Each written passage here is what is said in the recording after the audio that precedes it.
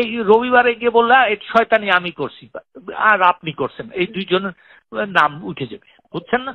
আচ্ছা, আমি আর দরকার কি আমাদের এই শয়তান হওয়ার? আজকে ছেড়ে দিলেই ভালো হইতো। আজকে রাত্রেবেলা ছেড়ে দিলে বলবে চোরের মতন ছেড়ে দিচ্ছি। কামাল ভাই, আমি তো খেয়াল করিনি, এখন শুনতেছি ওরা বলে 3 জন না খেয়ে আছে। ওই যে শোনেন শোনেন, আমি আমি আমি আপনাকে একটা কথা বলি, আমি শুনছি জি, আচ্ছা। ব্যাপারটা হচ্ছে আমি আমি একটা সিদ্ধান্ত নিচ্ছি। হ্যাঁ, সিদ্ধান্তটা হচ্ছে এই, কালকে সকালে, হ্যাঁ কালকে সকালে আপনার ওদেরকে ছেড়ে দেওয়া। আচ্ছা। তার কারণ কালকেও কোর্ট বসবে না, এবং এই যে কোর্ট বসবে না এইটা দোষ হবে আমার এবং সরকারের। আচ্ছা।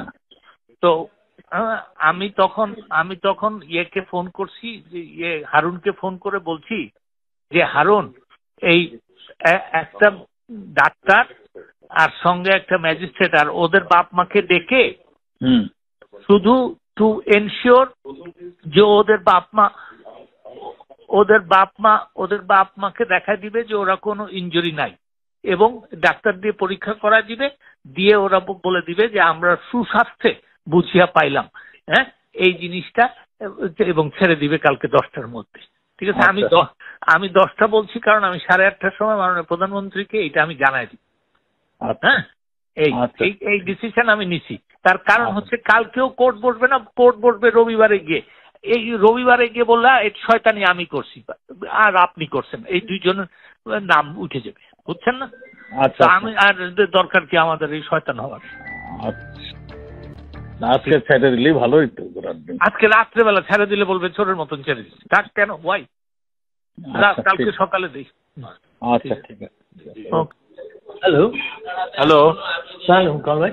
জি ভাইয়া, আমরা অপারেশনের স্বার্থে 10টার সময় আমরা কার্ফিউ শিথিল করতে চেয়েছিলাম, এটা আর করছি না, কিন্তু কোর্ট আপনার চলবে। কোর্টের এখানে তো কোনো অসুবিধা নাই, কোর্ট আপনার চলবে। আমরা কারফিউটা নিয়ে যাচ্ছি 3টা থেকে 5টা পর্যন্ত আমরা শিথিল করব। এর মধ্যে আমরা যা করার করবো। আচ্ছা, ঠিক আছে, এটা আপনাকে জানিয়ে গেলাম। ওই যে কালকে আবার কোর্টের জন্য আপনার যেভাবে কোর্ট চালান সেভাবে কোর্ট চলবে, সেটা আমাদের কমিশনার দায়িত্ব নিয়ে যাবেন। ওকে, থ্যাংক ইউ।